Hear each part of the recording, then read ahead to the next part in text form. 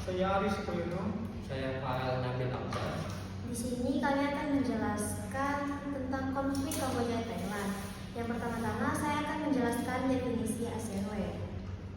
ASEAN Way merupakan seperangkat prinsip, nilai, dan norma tidak tertulis yang menjadi landasan utama hubungan diplomatik antar negara anggota ASEAN sejak organisasi ini berdiri pada tahun 1967. Konsep ini memprioritaskan pendekatan yang berorientasi pada dialog, konsensus, serta penghormatan penuh terhadap kedaulatan dan integritas wilayah setiap negara anggota. Dalam praktiknya, The ASEAN Way menghindari tindakan konfrontatif, penggunaan tekanan politik, maupun intervensi terhadap urusan domestik suatu negara. Peran The ASEAN Way dalam penyelesaian konflik sangat penting, karena mekanisme ini menekankan penyelesaian masalah secara damai melalui konsultasi informal, mediasi bilateral, dan langkah-langkah kooperatif lainnya. Selain itu, prinsip ini juga menekankan menjaga stabilitas kawasan serta mendorong persatuan regional melalui interaksi yang bersifat kekeluargaan atau musyawarah dan mufakat. Dengan demikian, The ASEAN Way lebih mengedepankan kepentingan kolektif dan harmoni regional dibandingkan penegakan hukum internasional yang bersifat keras dan mengikat. Selanjutnya, saya akan menjelaskan latar belakang konflik. Konflik perbatasan antar Thailand dan Kamboja berakar dari sengketa kepemilikan wilayah di sekitar kuil Pravia, sebuah kuil bersejarah peninggalan kerajaan Khmer yang terletak di perbatasan kedua negara. Akar historis sengketa tersebut dapat ditelusuri sejak masa kolonial, ketika wilayah Indo-Cina berada di wilayah kekuasaan Prancis pada abad ke-19 hingga abad ke-20. Pada tahun 1904 dan 1907 dilakukan perjanjian perbatasan antar Prancis dan Siam yang menghasilkan peta buatan Prancis. Pada peta tersebut, kuil Pravia berada di dalam wilayah Kamboja. Namun, Thailand menilai bahwa peta tersebut tidak sesuai dengan batas alam yang seharusnya mengikuti garis punggung pegunungan Dangkrek. Perbedaan penafsiran peta dan batas alam ini menjadi dasar klaim kedua negara atas kuil dan area di sekitarnya. Ketegangan semakin meningkat setelah kedua negara melakukan patroli militer di kawasan tersebut. Pada tahun 1959, Kamboja membawa sengketa ini ke Mahkamah Internasional atau ICJ untuk memperoleh kepastian hukum. Pada tahun 1962, ICJ memutuskan bahwa kuil Pravia secara sah berada di wilayah Kamboja dan memerintahkan Thailand menarik pasukannya dari area kuil. Meski demikian, putusan tersebut tidak secara tegas menetapkan garis batas di area sekitar kuil, sehingga masih menyisakan wilayah yang dianggap daerah abu-abu dan ditetapkan diperdebatkan. Ketegangan kembali mencuat pada tahun 2008 setelah UNESCO menyetujui usulan Kamboja mendaftarkan kuil Pravia sebagai warisan budaya dunia. Thailand menilai langkah tersebut dilakukan secara sepihak dan menyinggung klaim kedaulatannya, sehingga memicu demonstrasi nasionalis serta penggolakan politik di dalam negara Thailand. Sejak itu, bentrokan bersenjata antar pasukan kedua negara sering terjadi. Puncaknya pada tahun 2011 ketika terjadi baku tembak intensif yang memakan korban jiwa dan memaksa penduduk sekitar mengungsi. Baik, akan saya lanjutkan penjelasannya, yaitu ada upaya penyelesaian di peran ASEAN. Meskipun situasi konflik antara Thailand dan Kamboja sempat memburuk dan menimbulkan ketegangan di kawasan perbatasan, ASEAN tetap berupaya untuk menjalankan perannya sebagai organisasi regional yang menjunjung tinggi perdamaian dan stabilitas di Asia Tenggara. Melalui prinsip ASEAN Way, penyelesaian konflik diusahakan dilakukan dengan cara damai, melalui dialog terbuka, musyawarah, serta saling menghormati kedaulatan masing-masing negara. Bukan dengan kekerasan atau konfrontasi militer. ASEAN menegaskan pentingnya untuk menghormati perjanjian perbatasan lama yang telah disepakati sejak dahulu, serta mendorong kedua negara untuk tidak memperkeruh konflik dengan tindakan militer. Sebagai bentuk dukungan terhadap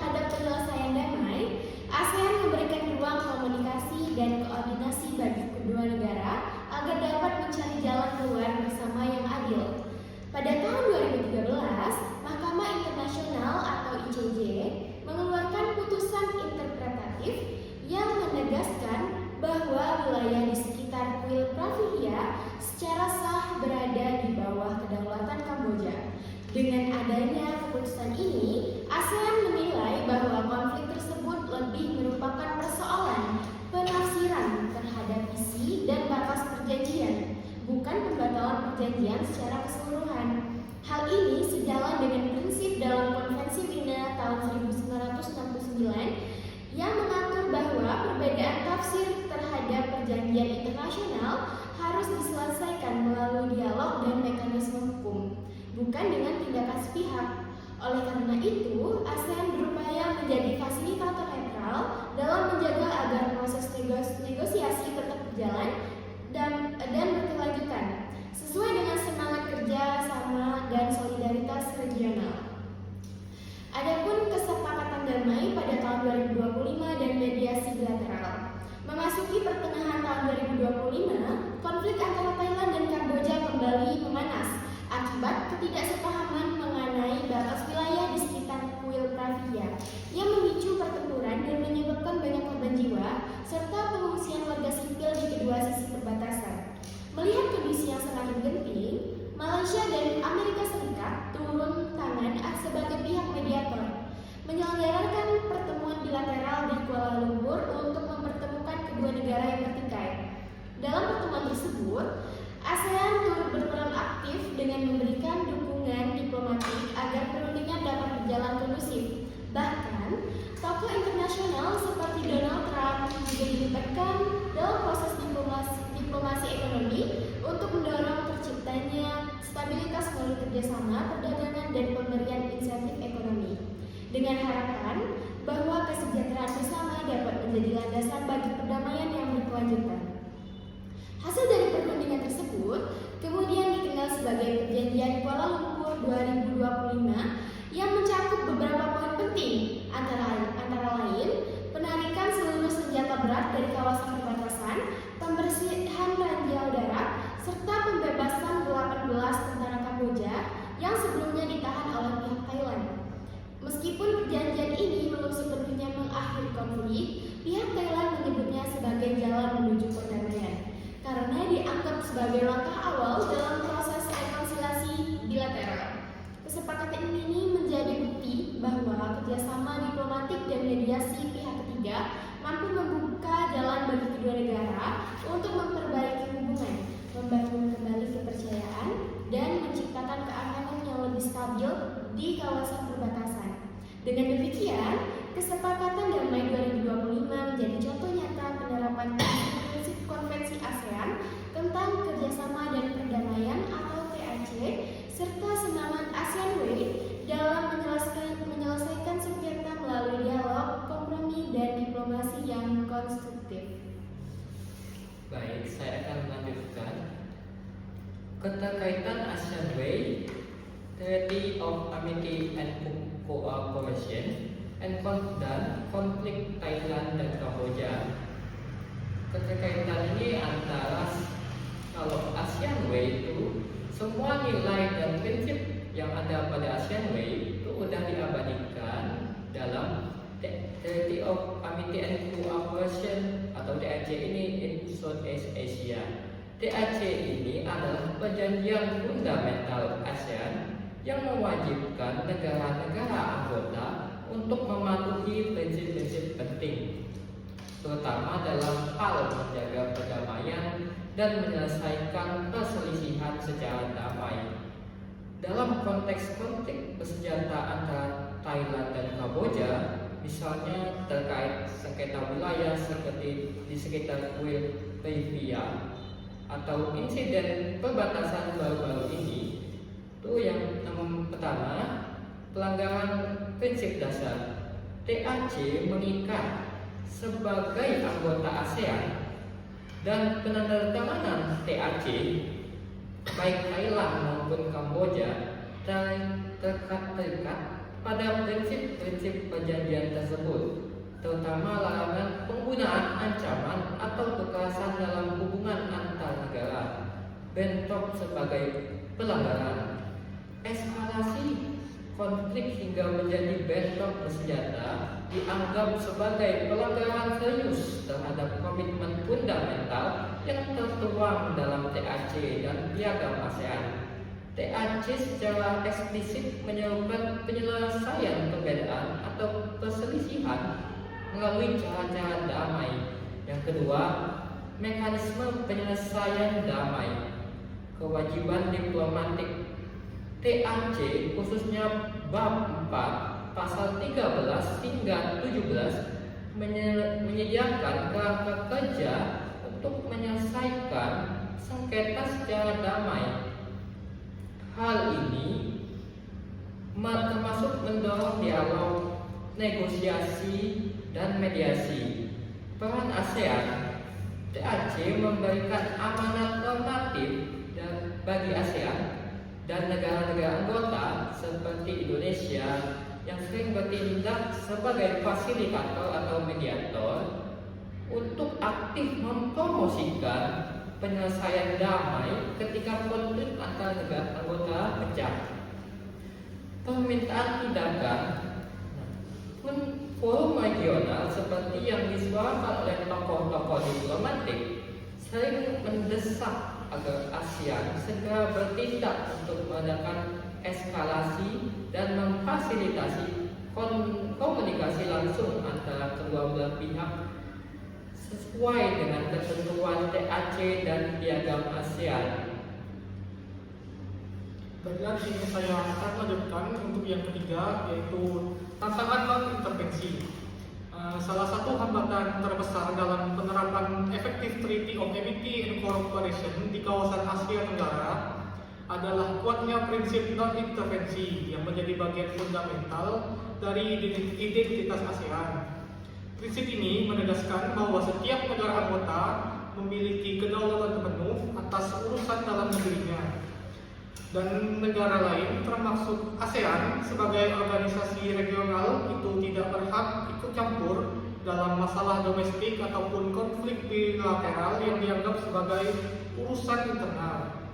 Prinsip non-intervensi awalnya lahir sebagai bentuk penghormatan terhadap kedaulatan dan stabilitas politik masing-masing negara, terutama karena banyak negara ASEAN itu pada awal pembentukannya masih berada dalam tahap konsolidasi nasional setelah melewati masa kolonialisme dalam konflik internal. Prinsip ini bertujuan menjaga agar tidak ada pihak yang merasa dominasinya terganggu atau kedaulatannya direndahkan oleh intervensi luar. Namun, dalam praktiknya, prinsip ini sering menjadi pedang bermata dua.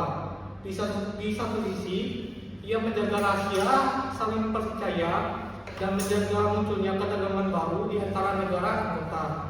Tetapi, di sisi lain, prinsip ini juga membuat ASEAN terlihat pasif dan lamban dalam menanggapi konflik yang sebenarnya mengancam stabilitas regional. Seperti yang terjadi dalam konflik antara Thailand dan Kamboja, ASEAN hanya dapat bertindak secara proaktif jika diminta atau diundang langsung oleh negara-negara yang berselisih. Selanjutnya, tanpa ada permintaan resmi, organisasi ini cenderung menahan diri meskipun situasi di lapangan sudah menimbulkan korban jiwa dan gangguan keamanan yang terbatas. Konflik Thailand-Kamboja itu menjadi contoh nyata bagaimana intervensi itu menimbulkan dilema dalam penegakan komitmen TAC. Di satu sisi, ASEAN itu wajib menjunjung tinggi perdamaian dan menyelesaikan konflik dengan cara damai, sebagaimana diatur dalam bab 4 TAC, yaitu pada pasal 13 sampai 17 yang menekankan pentingnya dialog, negosiasi, dan mediasi. Namun, di sisi lain, ASEAN juga harus berhati-hati agar tidak melanggar prinsip non-intervensi yang telah lama menjadi fondasi hubungan antar negara di kawasan ini. Oleh karena itu, konflik ini menguji kemampuan ASEAN untuk menemukan keseimbangan antara dua hal yang sama-sama penting. Yang pertama, itu menjaga kehormatan terhadap kedaulatan nasional, dan pada saat yang sama, itu memastikan bahwa prinsip-prinsip perdamaian dalam TAC tidak sekedar menjadi dokumen normatif tanpa implementasi nyata. Upaya menerangi konflik ini akhirnya dilakukan melalui pendekatan ASEAN Way, yaitu komunikasi informal, konsultasi damai, dan diplomasi lunak atau soft diplomasi yang memungkinkan keterlibatan ASEAN tanpa dianggap melanggar prinsip non-intervensi. Singkatnya, prinsip non-intervensi itu merupakan tantangan konseptual dan praktis yang membuat mekanisme diplomatik dalam TAC itu tidak selalu mudah diaktifkan, meskipun konflik bersenjata antar negara jelas bertentangan dengan semangat perdamaian regional. ASEAN harus terus beradaptasi untuk memastikan bahwa prinsip ini tidak menjadi alasan untuk ketidakaktifan, tetapi justru menjadi pijakan etis dalam menciptakan solusi damai yang menghormati kedaulatan sekaligus menjamin stabilitas nasional. Selanjutnya, yang kelima, ada nilai dan prinsip perdamaian. Kesepakatan antara Thailand dan Kamboja yang difasilitasi melalui mediasi bilateral menggambarkan pentingnya integritas, komitmen dan tanggung jawab moral antar negara dalam menjaga perdamaian yang berkelanjutan.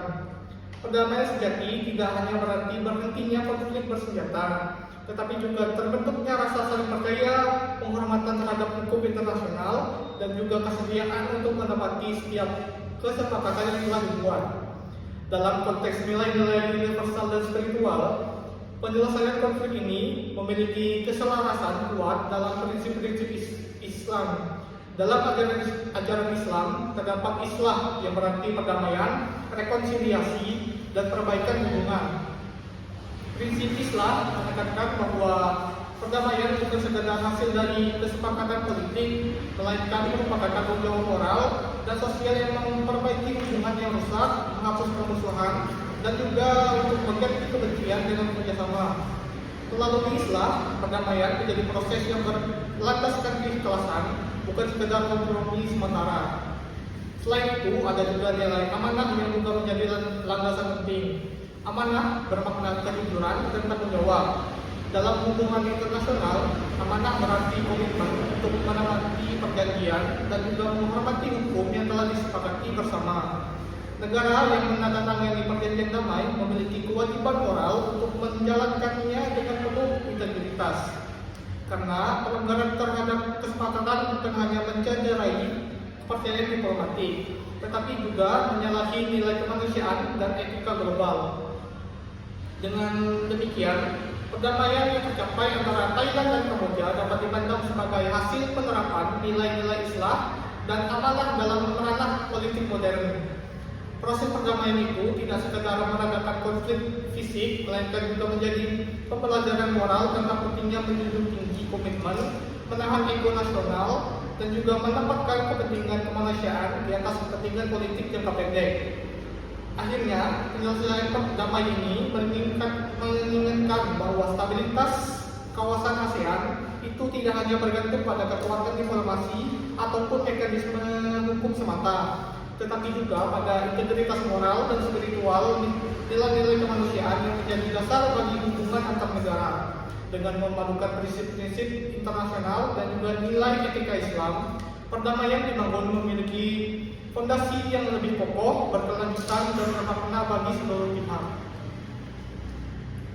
Oke, kesimpulan dari semuanya itu, dari yang telah kita jelaskan, konflik antara Thailand dan Kamboja di sekitar kuil Pravia menjadi salah satu contoh nyata bagaimana sengketa perbuatan atau perbatasan yang berakar dari sejarah kolonial dapat berkembang menjadi ketegangan bersenjata apabila tidak dikelola dengan prinsip-prinsip diplomasi dan saling menghormati.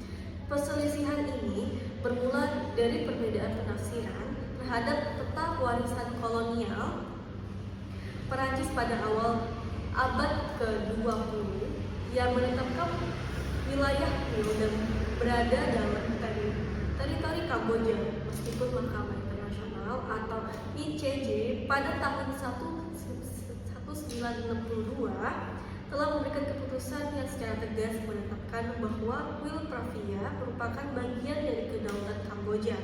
Implementasi keputusan tersebut tidak serta-merta mengakhiri konflik itu.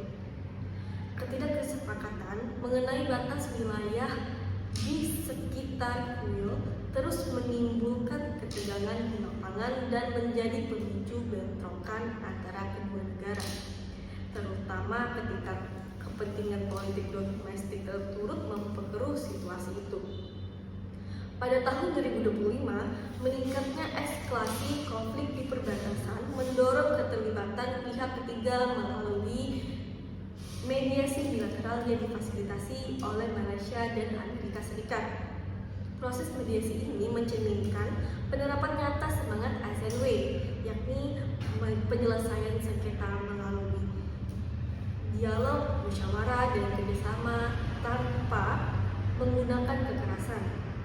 Pendekatan ini menekankan bahwa perdamaian berkelanjutan hanya dapat dicapai apabila kedua belah pihak bersedia menurunkan tensi politik dan militer, serta berkomitmen untuk mencari solusi bersama yang adil dan saling menguntungkan.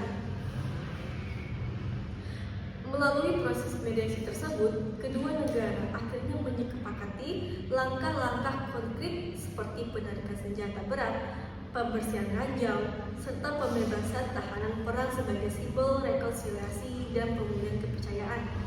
Dari perspektif hukum internasional dan regional, Treaty of Amity and Cooperation atau disebut dengan TAC, menjadi landasan normatif yang menegaskan bahwa setiap bentuk ancaman atau penggunaan kekerasan antar negara anggota ASEAN merupakan pelanggaran terhadap komitmen fundamental untuk menjaga perdamaian dan stabilitas kawasan.